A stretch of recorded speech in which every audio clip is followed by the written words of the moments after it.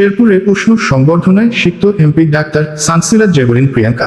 শেরপুর থেকে মোহাম্মদ মাকসুদুর রহমানের পাঠানো তথ্য ও ভিডিওচিত্রে সম্পাদক ও প্রকাশক মোহাম্মদ জাকির হোসেন মনুর প্রতিবেদনে দেখুন বিস্তারিত।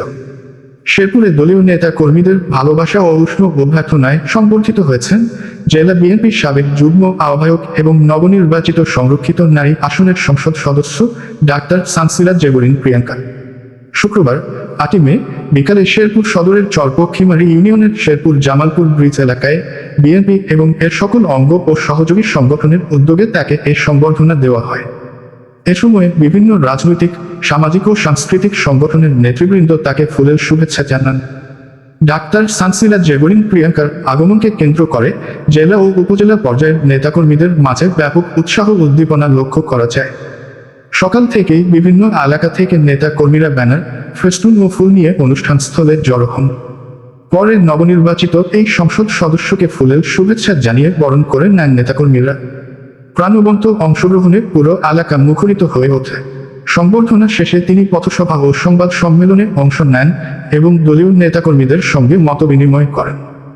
সংক্ষিপ্ত বক্তব্যে এমপি প্রিয়াঙ্কা বলেন, দলীয় নেতাকর্মীদের এই ভালোবাসা ও সমর্থন আমাকে আরও দায়িত্বশীলভাবে কাজ করতে অনুপ্রাণিত করবে।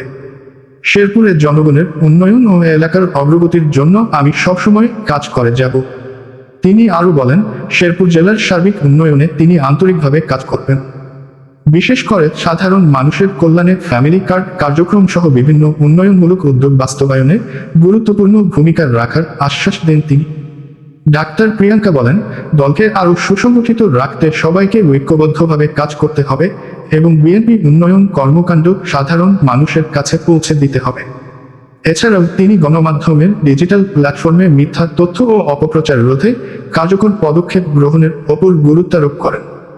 সঠিক তথ্য প্রচারের মাধ্যমে জনসচেতনতা বৃদ্ধি এবং দায়িত্বশীল সাংবাদিকতার বিকাশে সবাইকে একযোগে কাজ করার আহ্বান জানান তিনি।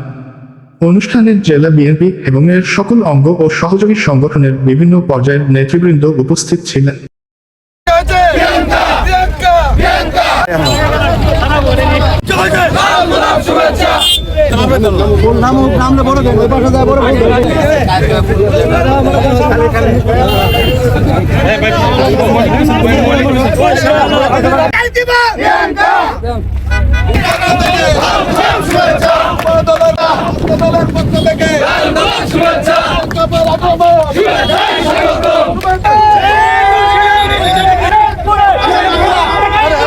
সবার প্রিয় সবাই বলো গরিবকে কোনো দিয়েছে